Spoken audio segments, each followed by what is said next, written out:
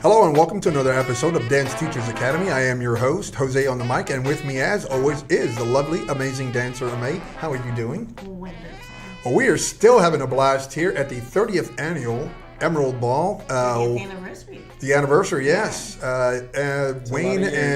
Wayne and Donna are doing a fabulous top-rate job. And with us today is friend of the show, Mayo. How are you doing? I'm well. Thank you for having me again. Dude, I'm excited to be back on. Yeah, you look great. It's been a minute since we saw you last. Yeah, I think this is our 1 year anniversary. Is it our 1 year anniversary? We were here last year. We'll bring champagne next time. Yes, let's definitely make that a tradition. We'll make that a tradition. Yeah, man. So you did not partake today because I was looking for you. Yeah, no dancing today. All of my students dance tomorrow because I just brought open students to this competition. And that's one of the unique things about Emerald is they have their closed bronze, silver, and gold events the day before and their open events on the next day. So they separate it out. So it's kind of nice.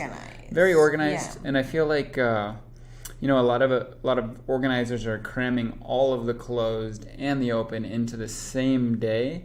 And it tends to be a little overcrowded, tends to be some split ballrooms, tends to be shorter music, and I feel like that's the one thing that keeps people coming back to Emerald is you can always count on a nice big floor, you can count on nice long songs, and it just feels like, I don't know, the students that I always bring here, they tend to be repeat customers, and that's always the mark of a good competition. Yeah, I did recognize a lot of people feeling great, like, oh, that was worth. Yeah, that was worth every penny. Sometimes it's time and energy. Yeah, all the effort and hours of practice and rehearsals. Sometimes those comps, for whatever reason, and God knows I don't understand all of the layers that go into organizing. But sometimes they're running late. The songs get cut short, and your students are, walking off the floor in like 45 to 55 seconds, and they feel a little bit shortchanged, and it's just not a good feeling, So to that's get to their favorite almost part of the routine, maybe in something a lot like of that. in a lot of ways, it feels like it's a trend that's, kind of happening more often. So much so that even with my choreography, I'm starting to develop alternate beginnings because most of my routines are, supposed to be about 1 minute and 30 seconds long. Right. You get through a nice balanced amount of movements. You have your blend of closed position elements, your open position elements, your side-by-side elements, and it's all blended. But when the song ends in 50 seconds, you don't show the whole range. So what I've been doing is having start A in this one spot of the routine, and then your next time you dance, you start the routine at start B. So over the course of the day, they get to see the whole gamut of the... So you have a plan B, C, D, and E. I do. So, some of my students even have, like Kathy, I know she has 3 different beginning positions and 3 different jump-in points, if you will, to all 4 of her routines. So it's like 12 different routines. You put a lot of thought that's actually pretty clever. Yes. That's very clever. I think check it's this important guy out.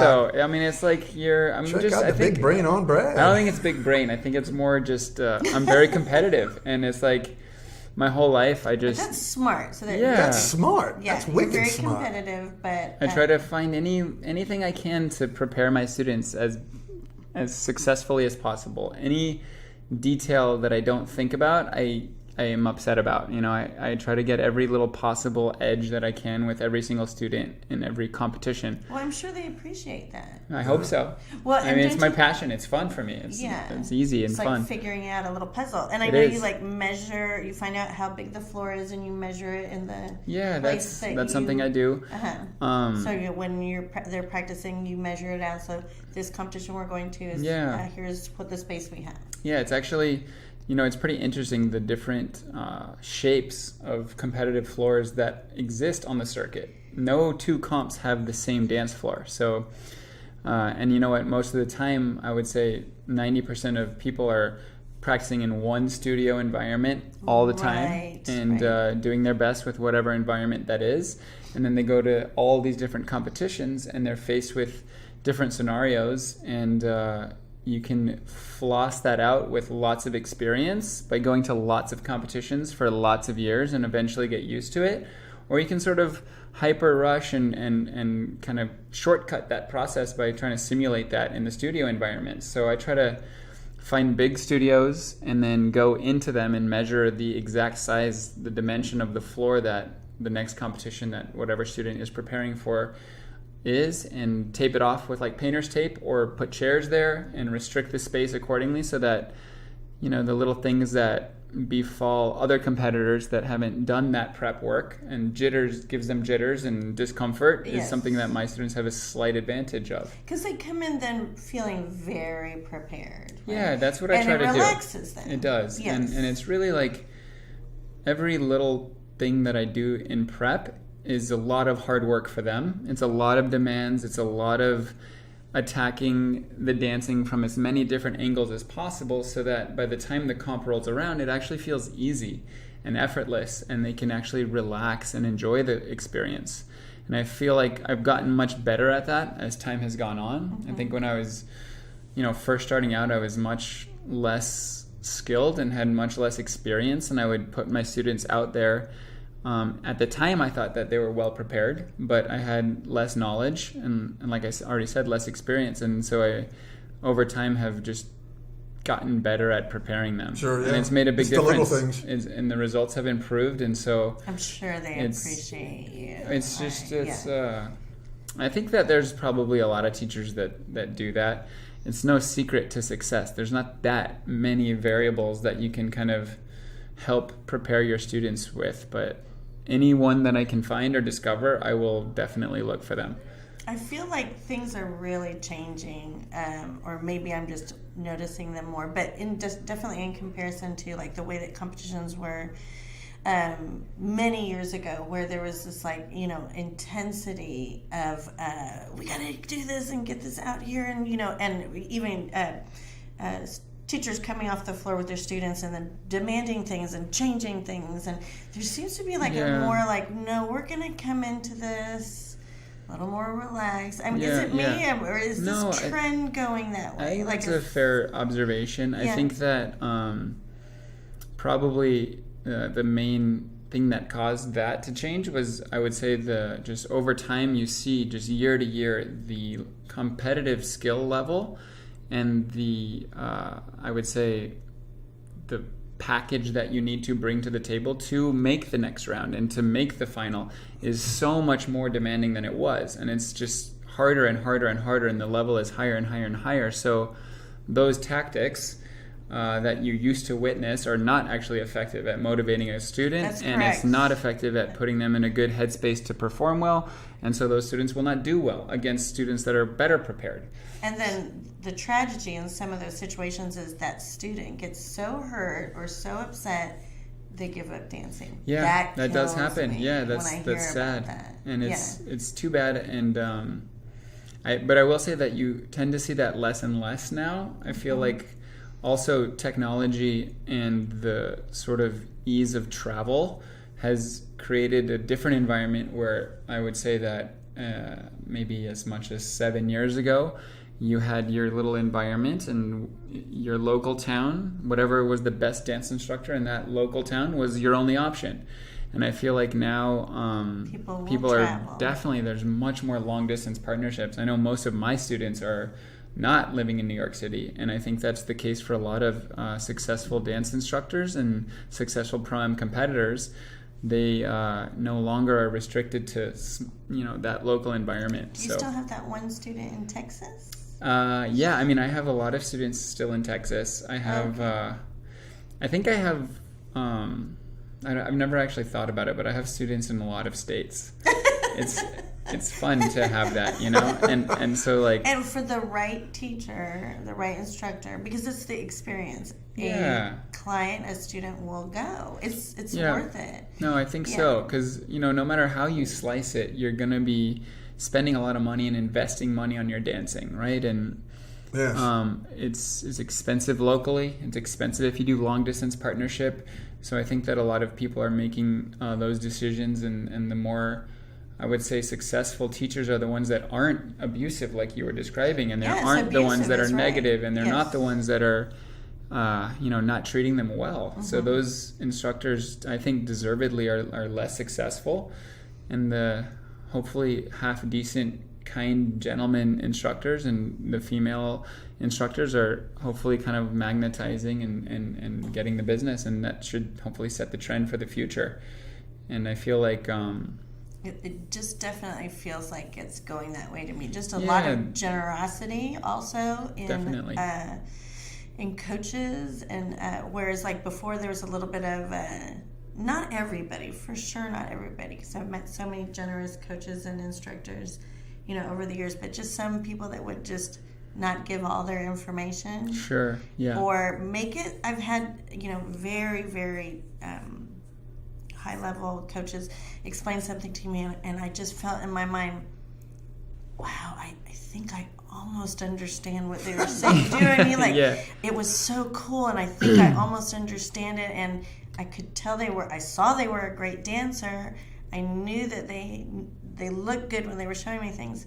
So that was when I was, you know, much younger, having then a coach that come in and just say everything that they know, but in the simplest way that I go, why didn't I think of that? Yeah. So easy to remember. Yeah. And then I'm like, that's a good instructor. Yeah, that's true. That is really, if you think about it, like if you can't explain something simply, you don't understand it enough yourself, I believe. So, and I find myself, you know, still mystified by a lot of things in dancing, even a lot of the things that I'm teaching. Like to this day, I've probably done, 10 million promenade positions, and I still don't understand it.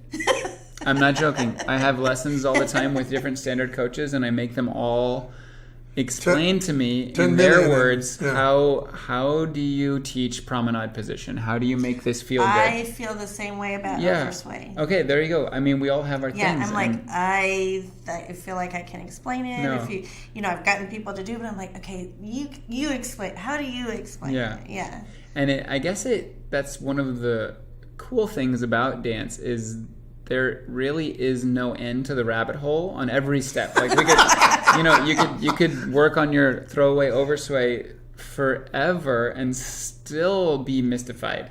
And I would say that if we had, you know, whoever you would pick as the best throwaway oversway in the world right now, maybe Arunis and Katusha, arguably, you know, the 10 times world champions, they should have a pretty good understanding of the throwaway oversway. I'm sure if they were sitting here, because I know they're obsessively, constantly working on their dancing, they would say they have a lot to learn on that step. Interesting. And it's never, ever-ending quest of improvement. That's another difference I feel in the dance industry. Please tell me what you think. Because it used to be you would never admit something like that. Oh, yeah. Right? I mean... What? You know what Mayo said? Not perfect. He's still working on his promenade. Oh, big time.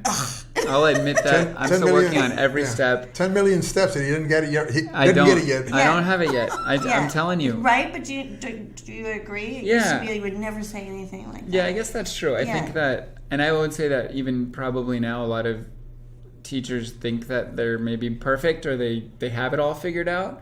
And they're not still trying to learn and improve themselves. And I think the second you sort of make that judgment call, you're instantly deteriorating or, you know, decomposing. Yeah. So to me, it's you're falling apart, man. Yeah, and I think it's that way with everything, not just dance, right? If you there's no end to learning, which is part of the best thing about having a human brain is that we can constantly learn through our own feedback and.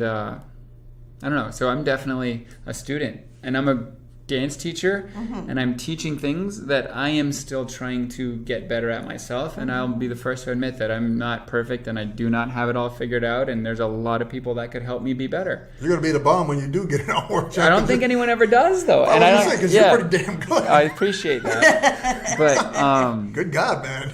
No, definitely a work in progress.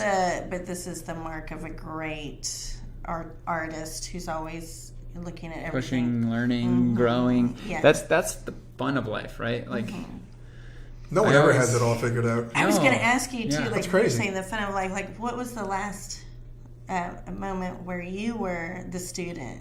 Oh my gosh! Did you love it? Today, literally today, I was having a warm-up session with my student Inez.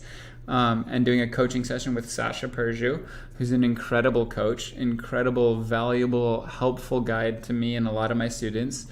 And it's funny because we kind of grew up together competing against each other, and for a long period of time my partners we were winning against them, and it was whatever your ranking and blah blah blah, and then later on they beat us. So technically they were also amazing, and they put me relegated me one step behind when her and Peter beat us. And any couple that's beat me or not beat me, I can still learn from them. Sure, you can. And Sasha today was working on my posture and helping me improve my own personal position. So I just straightened up. Like every day. I mean, he said posture, and I immediately went, wait a minute. Everyone does. Yeah, right. This is what Sasha was trying to get me to do today. Am I still in frame in the camera? Yeah.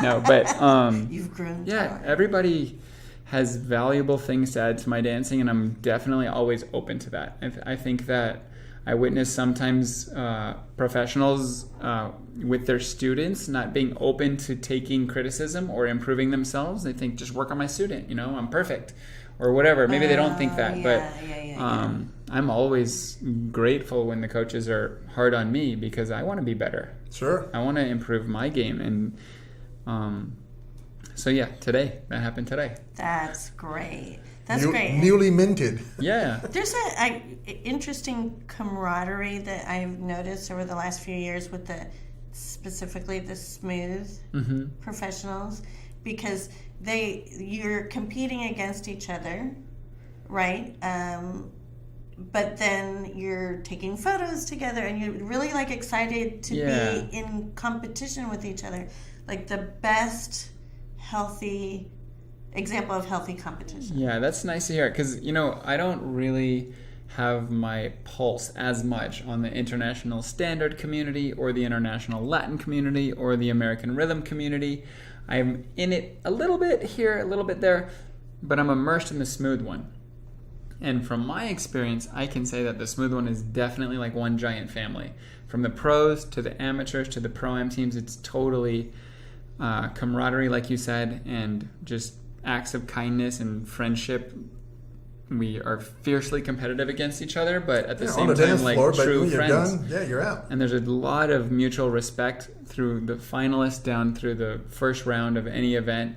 You look at I think that is probably one of the unique things about this style, is that there's so much diversity that everybody can be different and good, and you appreciate what this couple is doing, and it's not your thing, but you definitely respect it. And there's a lot of variety, so it's I think kind of cool the way they're doing it. So it doesn't work for me, but it looks good good on and them. I'm sure it's in the other styles too. But I guess it's just kind of on my radar, things that I've noticed, and I'm just hearing some of the different professional smooth competitors, and just how excited they are when they're. And thanking the other competitors. Sure, that's nice. That's sportsmanship. Yeah, it is. That was a great final. Thanks for and really interesting. I really love being around people that are competitive, but in the healthiest of ways. So good healthy competition. You push me, I push you. Yep. Yeah. And hey, listen, and we both get better. Hockey's like that. It is a hockey thing, yeah. And don't get me wrong, I'm sure they want to kill each other in the battle. That I know I was when I was competing, and I know they're fiercely trying to destroy one another. But at the end of the day, they're really close friends too, and it's okay to be both. And I think it's also it's not personal. No, it's not personal. And I feel like the American smooth is so hot right now. There's a lot of people getting involved. There's a lot of new faces every comp. There's a lot of new people flowing into the game. So I feel like because of that sort of popularity, maybe it's more of a mixing pot of newbies, and the international perhaps is a little bit more settled, and there's a little bit more hierarchy of these guys have been doing it for a really long time, and the new, I don't know. That's just speculation, but it could be interesting. We should talk about. But right now, let's take a short break and pick up on a little bit more of that. Great. So back in a moment. All right, we'll be back. All right, folks. We'll apologize for the interruption, but we are back. When we last left, Well, the reason why we wandered off was Mayo have some Mayo food needed to get some delivered. snacks. You guys needed to learn about a very important app. Yes. They didn't know what Seamless was. That's Yeah. right. This. And now you do. And now I do, and it's this is amazing. We are on the road, not quite as much as Mayo is, Right. but enough where this is going to be worth our while. So restaurants within the 20-mile radius. Anyone that doesn't have Seamless and you're eating the hotel food and the airport food, get your Seamless app. They just witnessed it. It's amazing. I put the order in on my phone. It's like VIP delivery. There it 20 is. minutes later, a gorgeous Thai, It's warm. Yeah. warm bunch of carbs to help me just- prepare for tomorrow. Because he has a big day tomorrow. And it's the best thing ever. Yeah, so we're looking forward to you dancing with your students. The Yes. smooth category. We were talking about the camaraderie. Yes, and we're coming back to that.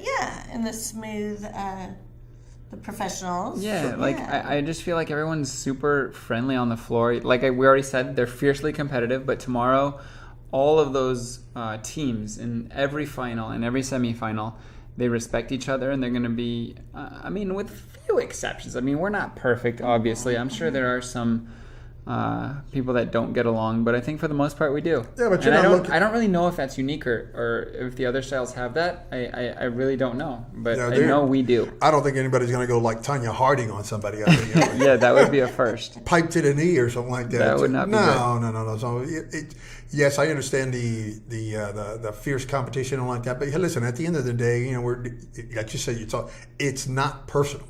That's true. And so, It's not personal. Yeah, and so you have enough to think about with competition. You're right. You get this high. I find that the highest level of artistry or sports, anyway, there's really less ego. It's kind of almost maybe. Yeah, it's like I know the this guy's. mediocre that tend to be because when I was had an opportunity to dance on the Meyerson stage, Amazing. with not the whole symphony, but with it was a fundraiser for the Dallas Symphony, and so there was these incredible musicians, dancers were there, and there was just this very nice professional respect for each other. And it was like, this is really neat, to be here. When you are preparing your students and putting everything into competition and artistry, back to so nice that Wayne and Donna, the woman behind the man, Yes. really provides such a lovely competition so that absolutely. you and your students always come back, right? Totally. I like I said earlier in the podcast, this is one of the events that I can almost guarantee that when I bring a student here, they will want to come back next year. And that's really the mark of a successful event is, does that client or customer want to come back again? And I feel like this one is one of them that always creates that. And I think it's a combination of the professionalism of the staff, the friendliness of the staff, the welcoming environment. It's very competitive, but there's a lot of warmth in that ballroom. The decorations in the ballroom are always off the charts. The floor is always huge. They always honor with awards presentations for the multi-dance events. Professional events. I tell people this is the minute you walk off the street and open the door, it's electric. That's true. That is true. I mean, you pull that handle, you step in, and you hit that marble floor, and it screams Emerald Ball at you. Yeah. And I think this year they even had some events in the lobby on the first day, which must have been very electric. I wasn't here for that, but I wasn't here for that one. I think that would literally have been an experience to walk into that marble floor and see the comp unfolding right in that lobby area. Dude, they own this hotel. Yeah, I think they might be one of this hotel's best customers, I would imagine, but who knows? I would imagine. I don't know the details. I don't know about the details of that, but I can tell you that a couple of things, just like your favorite restaurant or favorite place of business that you go where the same people that work there and you're like, this must be a really year great after year, they're still here. Because Joe has worked here for 20 years. Yeah. So we come here every year and I see the same staff. That's cool. And they're excited to see us. And we have talked to them and they're like, oh yeah, we love it when the dancers come. It's so much fun. So, you know, that feels pretty nice that that they're excited. Of course. A hotel. They're excited to have it because this is a big destination event for the whole industry. I mean, you see, here we are in the executive boardroom. This whole floor is full of dance stuff, right? I mean, the whole hotel is full they of own this vendors. hotel. Every room is full of dance couples. Like, it's literally a mass exodus to this huge mecca event. And I would say half the dance world is here right now. Yeah, easily. Or easily half. Yes. And it just really, I think this is his biggest year yet. I don't know if that's official, but you see that, like I said already about the repeat customers, this thing is growing and growing and growing. And I'd love to know the stats on where it was when it first started to now. I think that would be very interesting, you know? And I'm sure we know a guy. Okay, yeah, maybe a gentleman named Wayne somewhere around here. Wayne, that might provided this. I'm sure he'd be happy to talk about that too. But I'm sure he would. I'll bet you it was an impressive increase, and I would love to hear about if there were any down years, you know, and if you felt the recession. Like, that'd be a really interesting podcast to watch, right? To just kind of feel the climate of the last 30 years of this event. I would love to know. Inquiring minds want to know. Yeah. Well, Wayne will have to bring you back on, brother. Just get the answers. Get the answers. Hard questions. All right, well, I know you got some snacks. We got to get to those, and we got to get you ready for tomorrow. Yes. So, Mayo, thank you for being here. It was my pleasure. Thanks for having me again. Yeah, you're awesome, dude. I always love having you here. I appreciate the that. lovely May. Thank you so much, and we appreciate you. Yeah, Come back anytime. We'll do it again. All and right. We're looking forward to watching you tomorrow. Yes. Okay, folks. So this has been another episode of Dance Teachers Academy. Thank you for watching.